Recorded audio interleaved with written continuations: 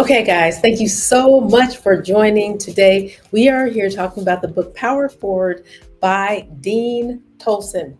Power Forward, my journey from illiterate NBA player to Magna Cum Laude master's degree.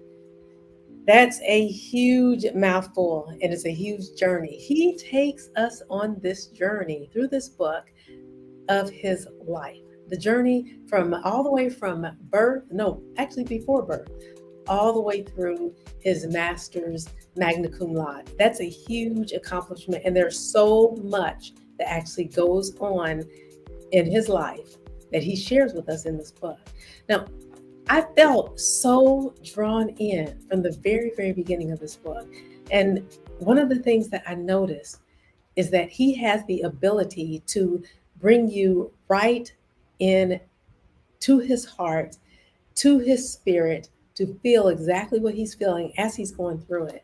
On the back of it, the Stedman Graham, an American educator, businessman, and author himself, says, I believe this book is destined to reach a broad spectrum of people, young and old, rich and poor, educated and uneducated, job holders and job seekers, as well as students and student athletes. On every page, yes, it challenges you to look deep and ask, who am I? Let Dean Tolson's story inspire you to answer that question for yourself. You will have that question answered, at least in part, by the time you finish this book.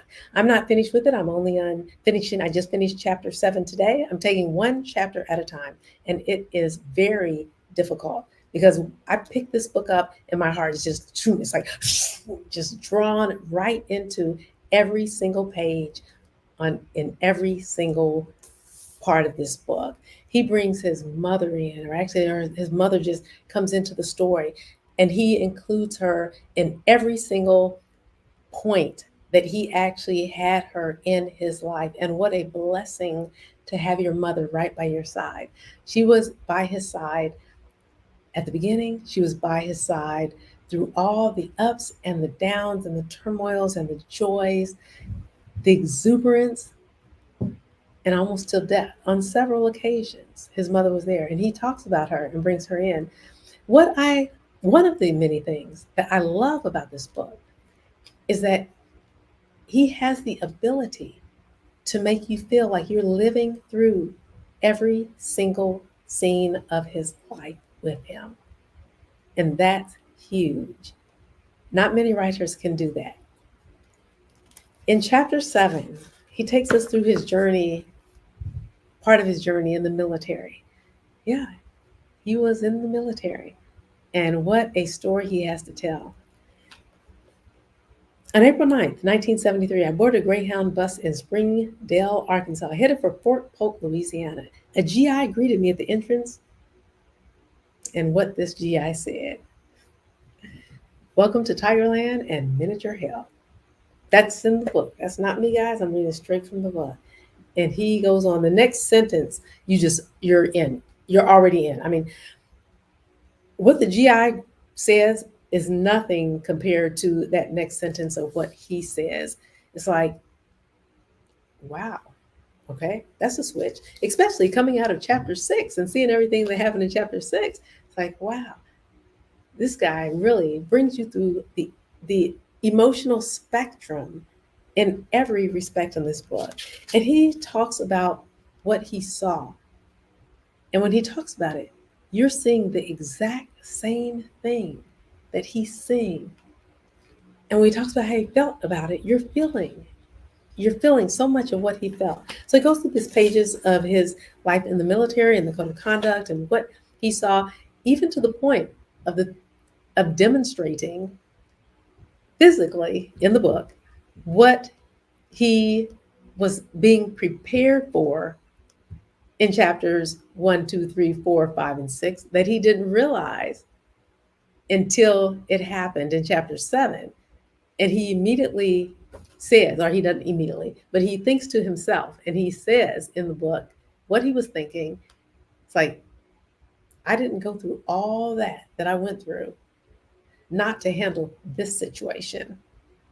How many times in our lives are we in a situation And we may not know exactly why we're going through that situation, but then something happens, maybe even a few minutes later, hours later, days, weeks, months, years, decades later.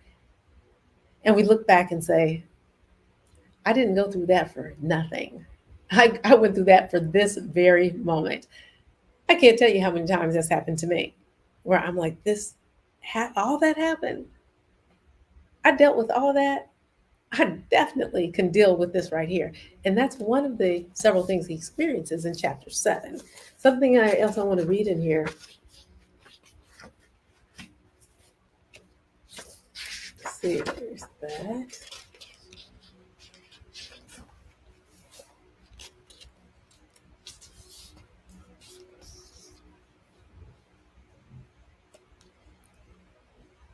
A fat little GI spoke up. Now he says some other things. That's not exactly what he worded it. I'm wording it partially what he worded because I want you to get the book and to see what happened to that person that spoke up.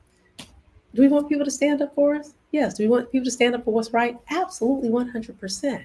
There are things you learn in basic training, learning in the military, and in other aspects of life as well, where you don't say certain things at certain times. And there are some lessons learned in this book. Now, what's that white rabbit for? A person asked questions that he learned. You've got to get that. You've got to read this book because the way this man learns about what the white rabbit was for, when he was called forward, it's like, come on, let me teach you about what the white rabbit's for. Now, those of you who have been in the military, that may have happened to you with the white rabbit. I don't know. Dean's situation is so unique in so many ways. And that will, I just need to take a breath thinking about it. So that is a little bit, just gives you a tidbit of chapter 7 in this book. But for now, I couldn't wait to get out of Tigerland miniature hell and play my senior season at the University of Arkansas. And he says a couple of other things at the end of that chapter. It draws you in. It makes you feel like you really have a touch, you really have a sense, you really have a deeper understanding of Dean Tolson and his story from being illiterate to Magna cum laude, master's degree. It's a story that needs to be told around the world. I can't wait for the movie to come out. It's going to come, guys. In the meantime, get the book, be ahead of the game, and check this out. For those of you who have chimed in and watched this live stream, this coming Saturday, I'll be speaking with Dr.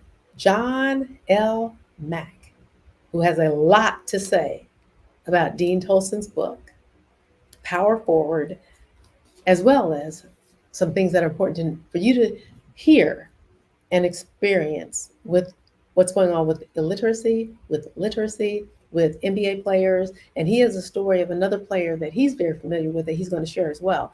So Dean Tolson has a phenomenal book.